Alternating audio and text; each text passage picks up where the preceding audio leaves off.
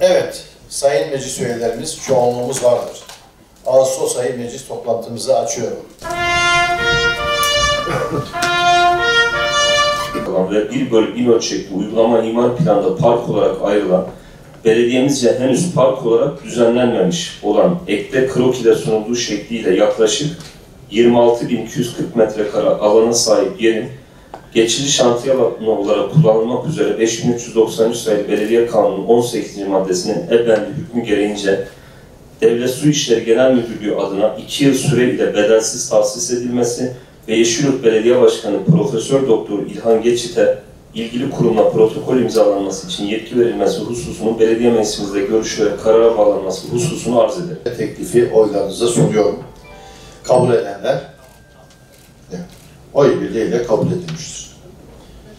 Mülkiyeti belediyemize ait Gedik Mahallesi 424 ada bir parselde kayıtlı Gedik Gençlik Merkezi binasının Yeşilyurt İlçe Emniyet Müdürlüğü ve Yeşilyurt Polis Merkezi Amirliği hizmet binası olarak kullanılmak üzere Malatya İl Emniyet Müdürlüğü'ne 1 yıl süreyle bedelsiz tahsis edilmesi ve Yeşilyurt Belediye Başkanı Profesör Doktor İlhan Geçit'e ilgili kurumla protokol imzalanması için yetki verilmesi hususunun belediyemiz meclisinde görüşülerek karara bağlanmasının hususunu arz ederim. Teklifi oylarınıza sunuyorum. Kabul edenler oy birliğiyle kabul edilmiştir. 5393 sayılı Belediye Kanunu 68. maddesinde yer alan koşulların yerine getirilmesi kaydıyla krediye konu işle ilgili her türlü işlemi yapmaya Belediye Başkanı Profesör Doktor İlhan Geçit'in yetkilendirilmesi hususunun mecliste görüşülerek karara bağlanmasını arz ederim. Belediyemizin 11 yıllık tarihinde ilk kez belediyenin geliri giderini geçti. Bu hepimizin sevinmesi gereken bir konu.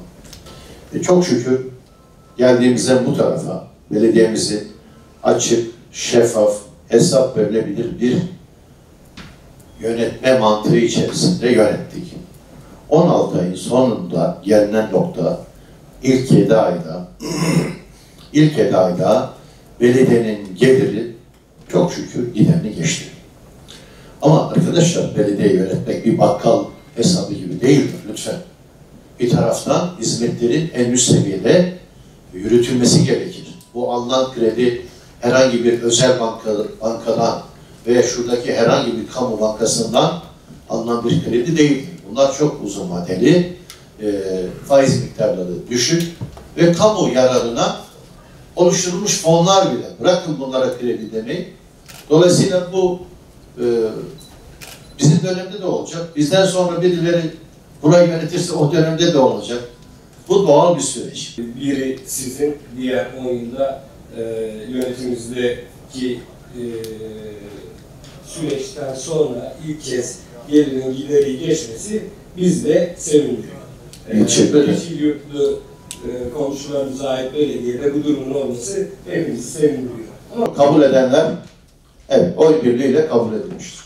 Belediyemiz ile Kültür Turizm Bakanlığı arasında yapılan görüşmeler neticesinde yazımız ekinde sunulan Kültür ve Turizm Bakanlığı ile Malatya Yeşilyurt Belediye Başkanlığı arasında Malatya ili Yeşilyurt ilçesi Lezzet Caddesi kentsel tasarım uygulamaları işine ilişkin işbirliği protokolü imzalama süreci devam etmektedir. Hazırlanan protokolün belediyemiz adına imza edilmesi konusunda Belediye Başkanı Profesör Doktor İlhan Geçit'in yetkili kılınması. Teklifi oylarınıza sunuyorum. Kabul edenler oy birliğiyle kabul edilmiştir.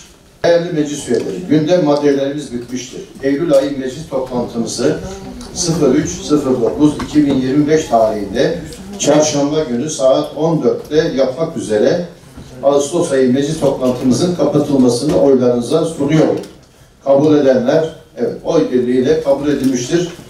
Hepinize teşekkür ediyorum.